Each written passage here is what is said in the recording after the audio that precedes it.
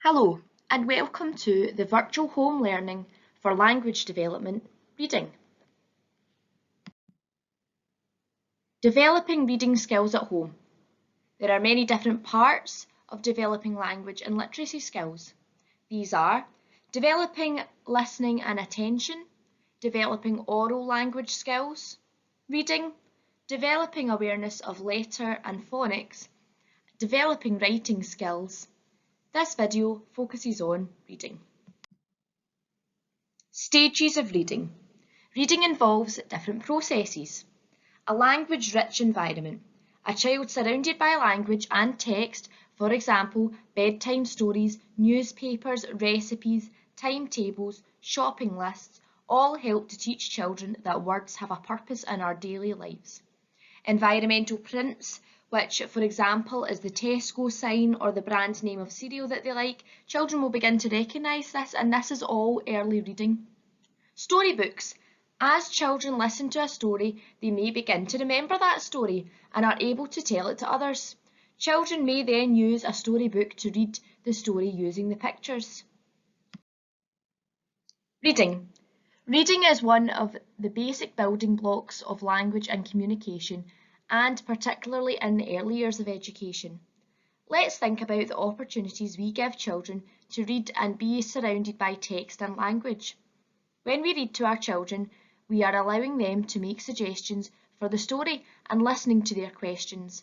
This helps children gain a deeper understanding of the story and teaches children that we as the adults are interested in their ideas. In our day-to-day lives, we will already be helping our children to read without even being aware that we're doing it.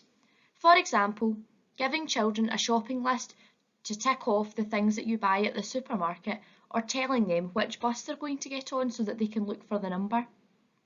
Reading is a complex process that at any point can be disrupted by factors such as a children's stage of development, cognitive ability, state of mind, or health. Children don't acquire the ability to read overnight. As with any skill, it has to be practiced and encouraged. Understanding the process and the developmental steps can help us to nurture these skills. Bookbug.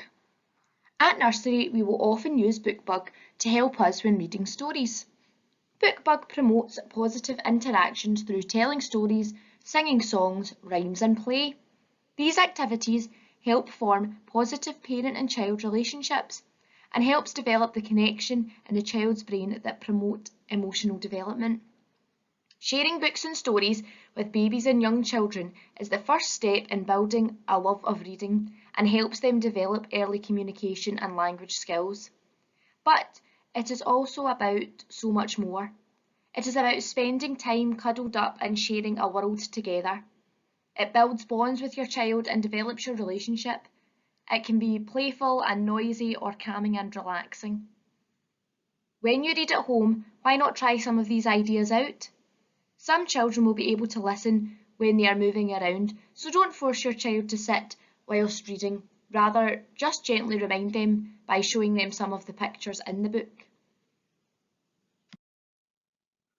Supporting reading at home. Some activities to develop reading. As we've already mentioned, reading the shopping list in the supermarket helps to teach children that words have meaning. Choose a favourite story that the children know well. Why don't you ask them to read you the story? Children may remember the entire story, but if not, the pictures will help them. The letter-sound connection is one of the first steps to reading. Play a guessing game with your children's favourite words. What letter does pirate start with? How about apple? Once your child guesses one correctly, see how many words you can come up with that start with the same letter. Your child, the author. Take advantage of your child's interests in talking by writing a book together. Start out with something simple, like describing a fun day at the park or visiting friends. Staple a few pieces of paper together and write out one or two of your child's sentences on each page. Then read the story to them and let them illustrate it. Or they could first draw the pictures and get you to describe what they've drawn.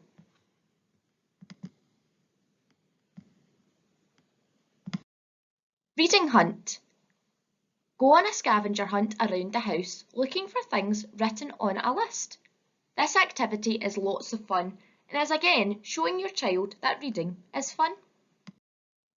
Why not watch a story online? If you scan this QR code, you will be taken to a YouTube video that you could use alone or with the book to help you read the story. The story is called The Very Hungry Caterpillar. Let's move. Many stories, such as We're Going on a Bear Hunt, are all about adventure. Why not take your book with you, either around the house or outside, to make the learning active? This is a great active reading adventure that helps children explore books in a new way. Be a good role model. It is important to role model how important reading is for your child. Ensure you are pointing it out to them around your environment, looking at your child when you are speaking to them, getting down to their level. Tell them, would you like to find out what these words say? What do you think that it says? Help them to understand that it's okay to get some words wrong because that's how we learn. Questioning. When reading your child a story, it's important not to question too much, but help the child understand characters and the story by asking who each character is and what happens next. It would be good to ask children what their opinion of the story is, whether they like or dislike the story and why. Once they are very familiar with a story, children could make up a new ending for the book. A wee reminder. Learning to read through play is the best way to learn. If you're going to sit down and play a game, remember these simple tips. You know your child best. If they are not good at sitting, then play an active game, like counting the stairs. Introduce short sitting games to encourage concentration.